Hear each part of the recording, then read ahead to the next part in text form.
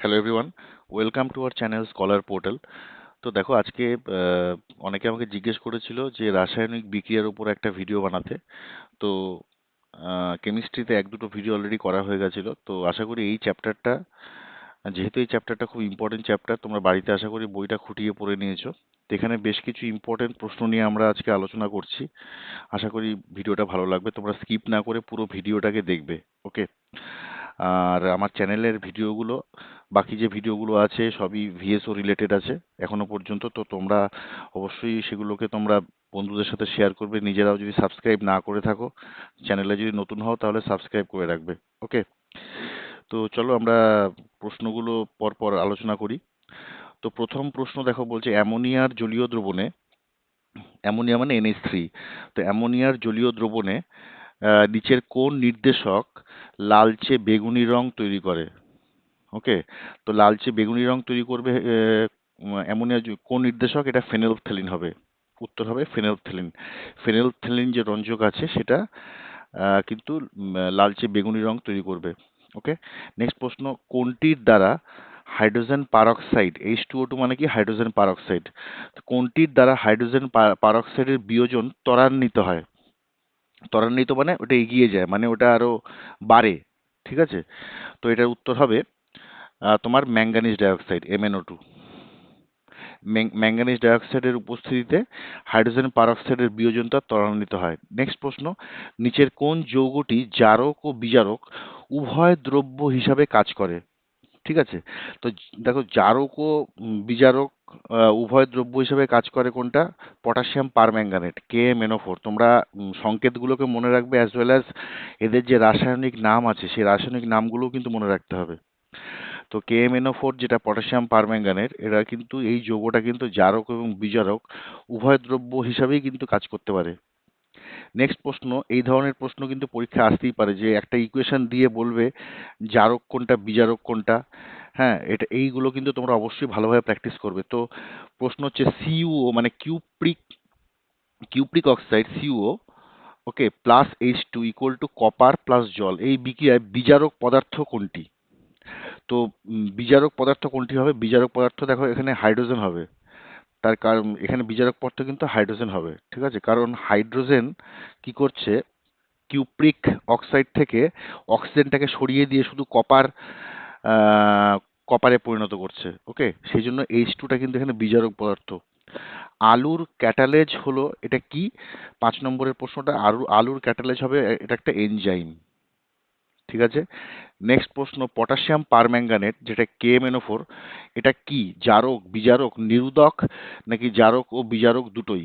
দেখো আমরা একটু আগেই দেখলাম যে পটাশিয়াম পারম্যাঙ্গানেট কিন্তু একটা জারক। ওকে। তো 6-এর হবে। 7 নম্বর, প্রস্রাবগারে যে ঝাঁঝালো গন্ধ পাওয়া যায় সেটা কিসের বেসিক্যালি? তো এটা এটা দেখো, এটা কেমিস্ট্রি থেকে এই প্রশ্ন কিন্তু বিভিন্ন পরীক্ষাতে এর আগে এসছে। এটা অ্যাকচুয়ালি অ্যামোনিয়ার গন্ধ, মানে অ্যামোনিয়ার গন্ধটা হচ্ছে ঝাঁঝালো। অ্যামোনিয়া মানে হচ্ছে NH3। তো এই যে গন্ধটা আমরা পাই সেটা হচ্ছে অ্যামোনিয়ার গন্ধ। তো 7-এর অপশন হবে উত্তর ডি। ওকে। জলের অণু গঠনে হাইড্রোজেন কি হয়? জলের অণু আমরা জানি H2O, তাই তো? তো H2O যখন গঠন হয় তখন হাইড্রোজেনটা বেসিক্যালি কি হয়? হাইড্রোজেনটা কিন্তু তোমার জারিত হয়। হাইড্রোজেন কি হয়? জারিত হয়। কারণ হাইড্রোজেনের সঙ্গে দেখো অক্সিজেনটা যুক্ত হয়, যুক্ত হয়ে তো জল তৈরি হয়। তো আমরা জানি অক্সিজেনের যদি সংযোজন হয় তাকে বলা হয় জারণ। এই ঘটনাটাকে জারণ বলে। সেই জন্য জলের অণু গঠনে হাইড্রোজেন হচ্ছে জারিত হচ্ছে। ওকে। নেক্সট প্রশ্ন 9 নম্বর, একটা কঠিন বিজারক পদার্থ কি হবে? একটা কঠিন বিজারক পদার্থ হবে ম্যাগনেসিয়াম, 9-এর বি। নেক্সট 10 নম্বর, একটা বিষাক্ত বিজারক পদার্থ কি হবে? একটা বিষাক্ত বিজারক পদার্থ হয়ে যাবে তোমার CO মানে কার্বন মনোক্সাইড। কারণ আমরা জানো কার্বন মনোক্সাইডের কালো ধোঁয়া নির্গত হয়। ঠিক আছে, তো কার্বন মনোক্সাইড কিন্তু একটা বিষাক্ত বিজারক। নেক্সট 11 নম্বরের প্রশ্ন, 11 নম্বরের প্রশ্ন হচ্ছে আলু বা লিভার বা মেটেতে পাওয়া যায় এমন একটা এনজাইম কি?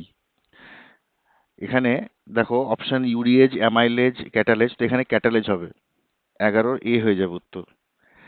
নেক্সট দেখো 12 নম্বর, নিম্নলিখিত বিক্রিয়াগুলির মধ্যে জারণ বিজারণ বিক্রিয়া নয়, যে এখানে 4টি বিক্রিয়া দেওয়া আছে, এর মধ্যে এমন কোন বিক্রিয়া আছে যেটা জারণ বিজারণ বিক্রিয়া কিন্তু নয়, সেটা উত্তর কি হয়ে যাবে?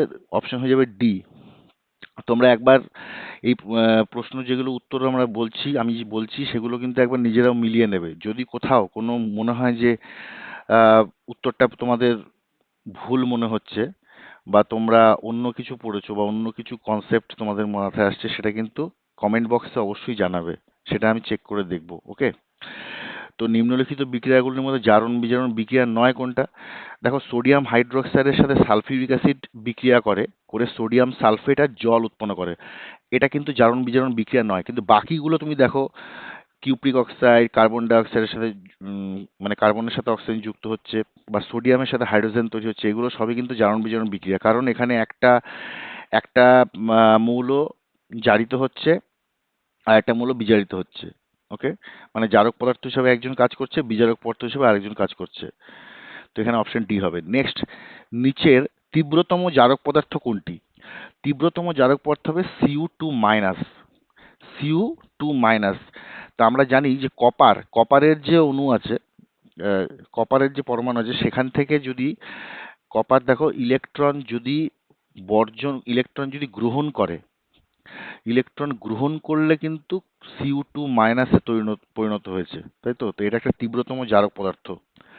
14 নম্বরের প্রশ্ন, একটা তাপমোচী ভৌত পরিবর্তন কি হবে? একটা তাপমোচী ভৌত পরিবর্তন হবে, জলে গাঢ় সালফিউরিক অ্যাসিড ঢালা হলো। জলে যদি গাঢ় সালফিউরিক অ্যাসিড ঢালা হয়, তাহলে H2SO4 এর সাথে জলের বিক্রিয়া হবে।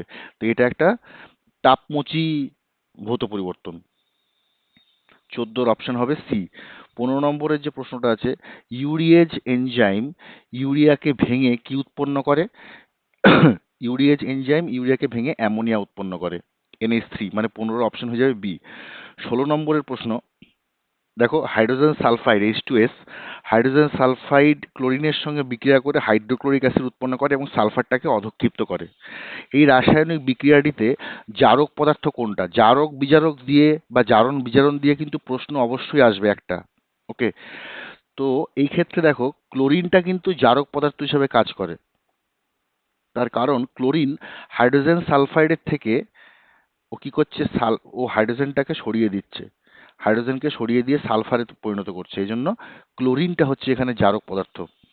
নেক্সট, একটা ইকুয়েশন দেওয়া আছে, 2FeCl3 প্লাস হাইড্রোজেন সালফাইড হলো FeCl2।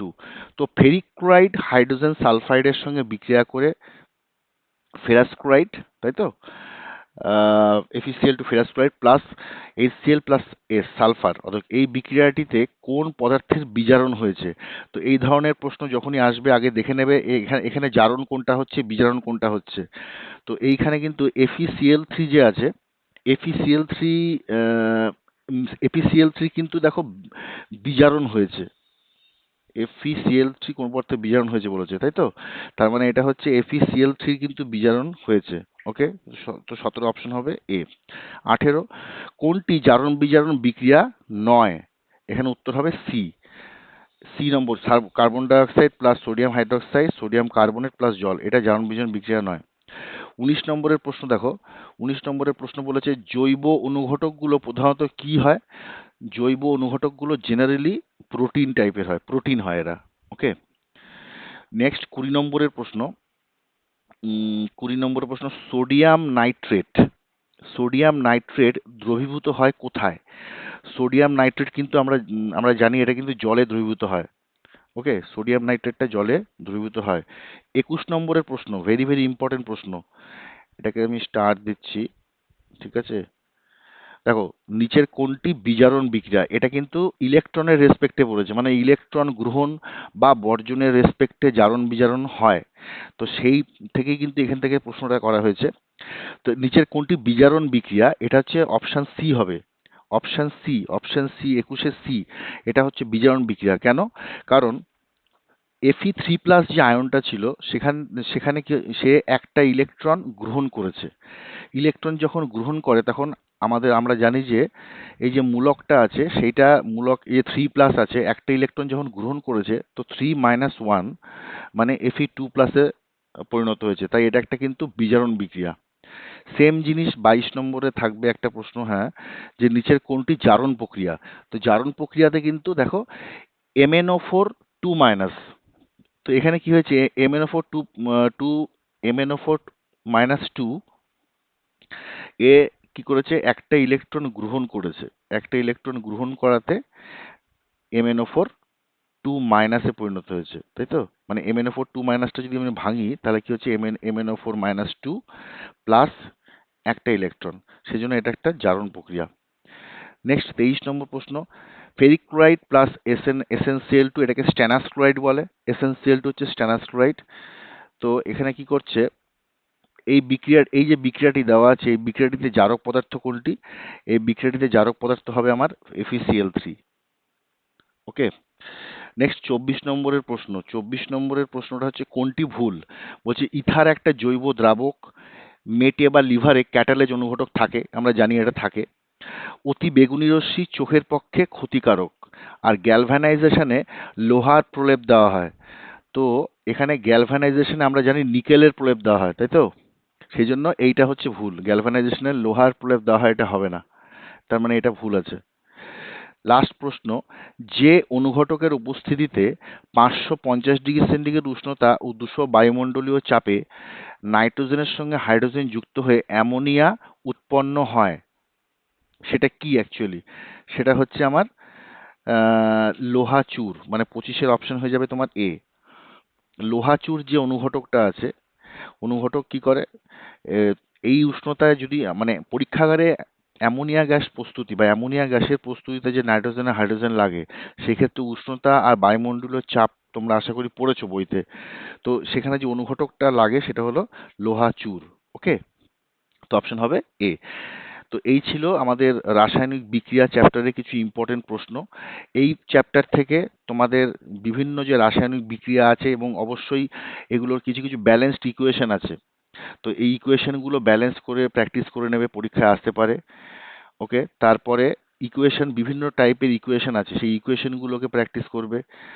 আর কার সাথে কার বিক্রিয়ায় কি উৎপন্ন হচ্ছে, এটা ইম্পর্টেন্ট। আর একটা জিনিস হচ্ছে জারণ বিজারণ প্রক্রিয়া। এইগুলো যদি এই চ্যাপ্টার থেকে তোমরা করো, আমার মনে হয় যে এর বাইরে আসার কথা নয়। ওকে, তো আজকের ভিডিওটা এই পর্যন্ত ছিল। যদি ভিডিওটা ভালো লাগে, লাইক কমেন্ট আর বন্ধুদের সাথে আমার ভিডিওটাকে শেয়ার করে দিও। ঠিক আছে, তোমাদের পরীক্ষার আর বেশি দিন বাকি নেই। আশা করি সবাই বাড়িতে খুব ভালোভাবে পড়াশোনা করছো। তো আজকের ভিডিওটা এখানেই শেষ করছি। নেক্সট আবার কোনো একটা ভিডিওতে দেখা হবে। ওকে, থ্যাংক ইউ ভেরি মাচ।